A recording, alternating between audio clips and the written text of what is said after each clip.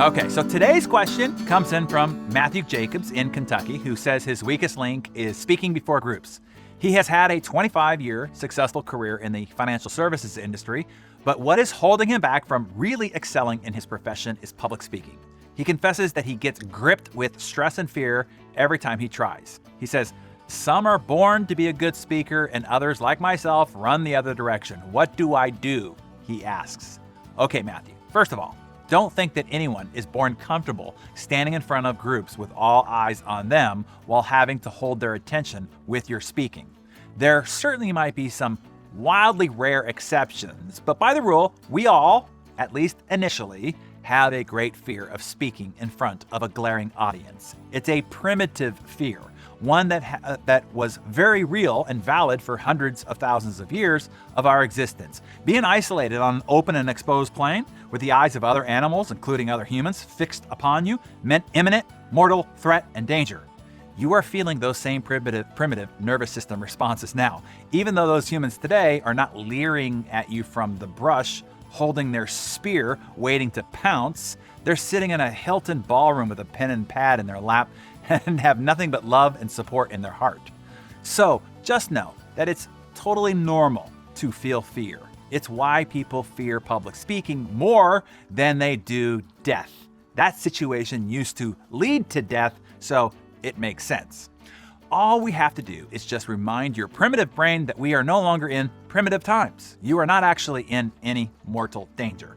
Here's some great advice that someone gave me once about getting over nervousness. They said, the reason why there's no reason to be nervous is that people don't really care that much about what you have to say. He said they care far less than you think. Think about the last time you were in row 30 of an auditorium, or in the corner of a ballroom, or in the back of some dreary classroom trying desperately not to daydream or fall asleep. How much did you care? How much did you hang on every word of the speaker? Or did you silently hope that they were close to being finished? Yeah, that's pretty much what's going on in the mind of your audience. So remember this, they're not judging you as much as you think, because they don't care as much as you think. I think knowing this helps enormously. Here's another tip someone shared with me about being nervous before speaking. He said, if you're nervous, that means you're being an egotist, making yourself way too important. Instead, you should be making this about the audience. Think about them, their hopes, their dreams, their ambitions. You are only there to serve them. The spotlight should be on them, not you.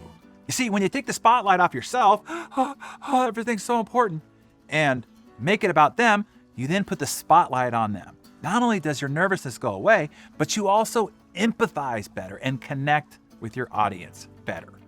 So just go with that visual for a second. Envision taking the spotlight off yourself, everybody glaring at you, hanging on your every word is what it is that you're thinking about, and then shining it onto your audience instead.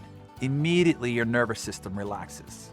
And lastly, Matthew and everybody else, I think you might find it helpful to know that some of the most successful and famous public speakers of all time had the same ancient brain wiring issues and also suffered from stage fright. Mark Twain, who made most of his income from speaking, not writing, in fact, said, there are two types of speakers, those that are nervous and those that are liars.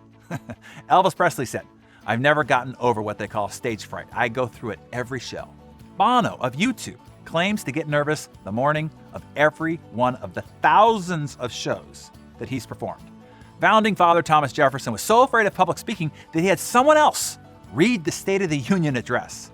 The guy on the $1 bill, George Washington, the founding father of this country, didn't like speaking either. Winston Churchill, John F. Kennedy, Margaret Thatcher, Barbara Walters, Johnny Carson, Barbra Streisand have all reported fears of public speaking. Even Aristotle, Isaac Newton, Charles Darwin, Winston Churchill, as I mentioned to you, Jack Welch, James Earl Jones, and now we know the former king of England, all had stutters and were nervous speakers at one time in their lives. So hey, Matthew and everybody else, if you're a bit nervous, you're in good company, and there's a great chance that you could still be stellar at it, just like those that I have mentioned. So do you feel better? Great. So everyone else, tell us, what do you do to overcome nervousness when speaking in public? Share your best practices with the community in the comments below.